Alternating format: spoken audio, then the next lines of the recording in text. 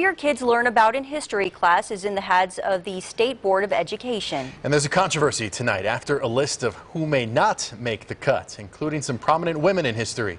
News Channel 9's Stephanie Safer live with a story you're only going to see on News Channel 9. In just a few weeks, the Board of Education will decide if the stories of the historic figures on 18 pages will be required to be taught in Texas schools. To the class. Helen Keller and Hillary Clinton are women who defied odds, women who have been told that it's not possible, and yet they stepped up. They're also two of the historic figures the Texas Board of Education may be dropping from social studies curriculums across the state. A concerning move for some. I think for the State Board of Education to consider this, like who gets to decide which women don't count, which voices to take out, and how does that affect our youth?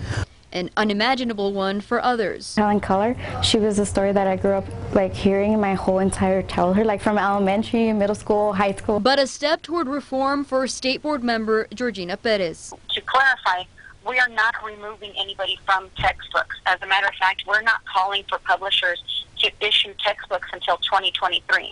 Perez says students are currently having to meet 130 standards in U.S. history content compared to about 49 or 62 in other subjects like biology. According to the Texas Education Agency, this was only a preliminary vote to help minimize the social studies standards that must be met by the end of the year. Meaning if a teacher wanted to teach their students about Helen Keller, Hillary Clinton, or Oprah Winfrey, who is also on the list, they could. It's just not required. This reform is something that I'm very proud of.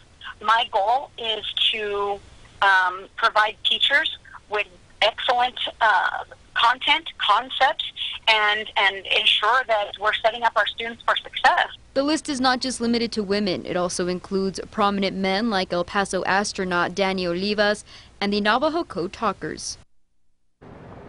A spokesperson for the Texas Education Agency tells me the official public comment period on this starts in October, and that means feedback can be mailed or called in or given to a local State Board of Education member until the week of the final vote, November 13th.